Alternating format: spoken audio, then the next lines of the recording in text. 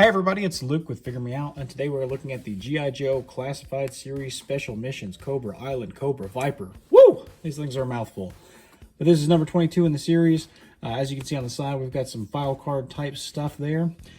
Taking a look at the packaging, that continues around the window box there in the front. This continues around to the back. We have Cobra Island, and there's little blurbs there. A couple different places highlighted. I think these are different than the last time that we had Cobra Island stuff, although I'm not sure. I haven't looked at those in a while. But that does look different. It's like a bridge or something and some kind of island thing.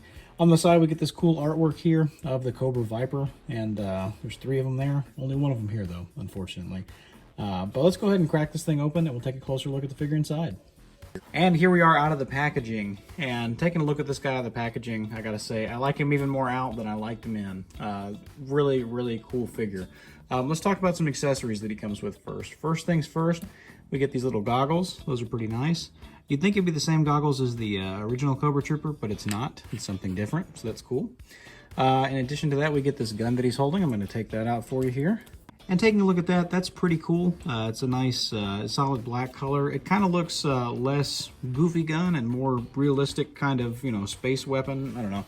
They're not super realistic guns in the G.I. Joe line, but this one is more realistic than most of the ones that we've gotten so far. Also, the magazine here is removable, so that's really cool. It's got like an actual removable magazine, so I like that. That's pretty neat. We also get this little gun. It's a little pistol. I think it's the same one we saw with Duke initially, just painted in all black now. And I like the all black version better because it looks more weapon-like.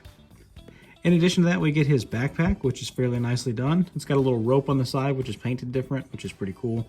4 little red canister things. I guess those might be some kind of grenade or something. Obviously the Cobra logo, because you got to be on brand when you're Cobra, right? Cobra is the most on-brand organization I think I've ever seen in my life. Everything is snakes. I mean, he's a Viper. He's a Viper and he's got the Cobra logo. It's, you know, you can't get away from the snakes. But anyway, it's got some nice pouches and everything. Not painted on those, but I think it's fine. It's like a flat matte black, which looks really good. We also get this scarf, and that's fairly well done. It's got a little break in the back to where if you wanted to not have to pop the head off, you don't have to. You can just hook that around, or you can pop the head off and put it on there. It's got a 2 on the inside of it for some reason. I'm not sure what that is, but maybe there's 2 different variants. No, don't say that. That'll make these things harder to find. One other thing I wanted to mention was the bracers on his arms actually do come off. The right one a lot easier than the left one. This one's got a watch at the end of the wrist where this one doesn't. And that makes that one a lot more difficult to come off. I think some of this is reused from Duke. This is where a lot of this is coming. I know that I'm pretty sure the neck is for sure, and I'm thinking that the arms and the torso underneath are probably also Duke. But the arm bracers do come off, and they did bother to paint the flesh tone underneath that, so that's pretty cool. But taking a look at the figure overall, and I just love this. A lot of good detailing, a lot of good paint, a lot of clean applications of things. You can see on his chest there, got the Cobra logo again, in case you can't forget who these guys are. You're always going to know who they are. I love like the armbands and everything. It kind of looks like a coiled up snake or something like that. I think that's probably what they were going for. Is that like kind of, you know, ribbed snake kind of vibe on there. It continues down onto the pants on the outside there, and then for some reason on the inside. So it's like it's on the outside and then it flips to the inside. I'm wondering if that was supposed to be like that. Maybe these legs are backwards, but then the pocket's on the other side. So I don't know. That's pretty odd that it does that. But you can see, like, I'm not crazy there, right? It's red and it continues down, but then it just flips around. And the padding is the same thing on the other side. You flip the leg backwards and it looks right, and then you flip it forward and it looks like it's broken up. But it doesn't look bad. It breaks it up enough to where it looks pretty cool. The silver on the helmet is painted really well. It's like a matte kind of silver. It's not quite as shiny as Cobra Commander. I've actually got him right here. And Destro. You can see Destro's much shinier in that light. And the Cobra Commander is just a little bit shinier. This one's almost got like a grit to it, like a little like a grainy kind of texture on there. I don't know if that shows up on camera or not,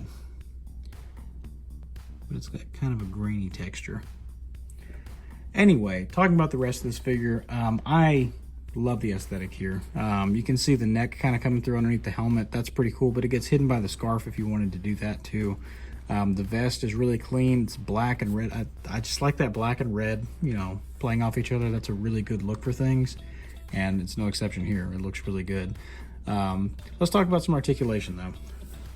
So we have a ball and then a double joint here, because you can see the bottom of the neck moves as well. With that, if you put the head on all the way, it does kind of get caught by that vest, so he doesn't look up the most. He doesn't look up very much at all. He does look down pretty good though, so you can bury the chin in the chest, which is nice. You do get a nice side to side, and you definitely get a good amount of pivot because of that double ball in there. At the arms, my left arm goes up this high. The right one only goes to about 90, but at this one I can kind of tuck in. I can get even further. I don't know why you'd want to do that, but you can. You get a full rotation. There is a butterfly in there. It's not the most useful in the world, but it is nice to have it. You get a bicep swivel, double jointed elbows that come in this far. The wrists are hinged to go up and down. And the left hand is actually the trigger hand, the right way to hold a trigger. And then the right hand is a side to side. So you kind of get a little bit of both in that, which I guess is a nice compromise. So not too bad. There is a waist rotation. I believe there's an ab crunch underneath here, but the vest definitely blocks that up a lot to where you can't really get to it. So that gets in the way quite a bit. The hips drop down and they come out all the way. So that's awesome. Take that, Spider-Man. They kick forward about that much. They kick back just a little bit as well. There is an upper thigh swivel. There's a double jointed knee that comes in almost all the way. Pretty good there, pretty good range. And then we do have a boot rotation, and you have ankles that are hinged to go down, up, and you get a crazy ankle rocker pivot as well. Another thing to mention, whenever I got this out of the packaging, these were turned this way, and I thought they were stuck in place that way. I just had to put a little heat on them to get them to turn. And like I said, you can pop them off, as you saw earlier. But you can actually rotate these as well, which is nice because it gets out of that way for the hand articulating. If you put this at the back of the hand, then you don't get that where it's bunching up and smacking against it. You can always rotate it out of the way, which is nice. For a size comparison, here he is next to Cobra Commander and also the Cobra Trooper from the Cobra Island. That is a lot of Cobras. And you can see they definitely scale pretty well together. Viper may be just a little bit taller, but I think his helmet might be giving him some of that height. Cobra Commander seems short when compared to these two. Maybe he's got little man syndrome or something. That's why he's so evil. And here's a comparison next to Duke and Destro. And you can see Destro's a little bit taller, maybe just a little bit taller. And Duke is pretty much the same height, because I think, again, a lot of this is reused from Duke. You see the chest there. I'm pretty sure this is what's going to be underneath here. You can actually see the collar kind of folded up towards the top there. You can see the arms. They have the same folds on them. And whenever you take these gauntlets off, that's the arms that are underneath. Duke has this watch on his left hand, that orange watch that was so, jarring and standing out. And that's what makes this gauntlet so hard to get off. You can get it off. I had to use a lot of patience and a lot of heat to get it off, but it will come off. That's just a fairly irritating thing to do. And for our last comparison, here he is next to a couple of the bigger guys. We've got Gung Ho and Roadblock, also from Cobra Island. And I think he scales pretty well there. He's a little bit shorter. These guys are definitely, some of the bigger guys. But yeah, they look good together. So that's it. That's the G.I. Joe Classified Series, Cobra Island, Special Missions, whatever, the Viper Trooper. And overall, I got to say, I really am digging this thing. It's pretty cool. For it having a few, paint colors and everything, it's basically just red, blue, and black.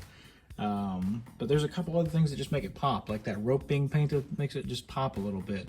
The silver on the helmet makes it pop just a little bit. The back of the helmet here, I didn't even talk about that, but that's painted that same color as the rope. So you got a little bit, just enough to mix it up and kind of make it different. The articulation, like any G.I. Joe in this line so far, has been on point. The accessories, their accessory game is strong with G.I. Joe, and this one's no exception. And the one thing that I really love is that he can hold all of his stuff too. You put all that stuff on him, and this is everything that came in the package right here. And it's just awesome. Also, I had a really good experience whenever I went to pick this guy up today. There was a bunch of collectors at Target. There's 6 of us there. They had a case of 6. It worked out well. We just stood around waiting for him to open up the case, and stood around for about 20 minutes or so, just talking and hanging out and getting to know each other. And I have a theory now that a lot of collectors find jobs where they get to toy hunt, because I was like, what do you do? Oh, I'm a plumber. Oh, I'm an electrician. Oh, I run piping. And it was all these jobs where it's like you can kind of stop off at Target in between calls or whatever, and I'm no exception. But anyway, so I thought that was kind of fun. I just had a really good experience getting this guy. No, the scalpers did not win today, which is always a win in my book. So I was really happy to report that no scalpers got these at my local Target. So anyway, what did you guys think? Hit like, hit subscribe, check me out over on Instagram, Luke_figuremeout at Instagram.com. I'm gonna have a lot of photos of this guy up if I know me, and I do know me, and I'm definitely gonna do that. So but yeah, follow me over there too. And until we meet again, it's been fun hanging out, and happy collecting. Also, you get pivot from side to side at that waist. Forgot to mention that earlier, but you get kind of a hula hoop. It is the same waist as Duke.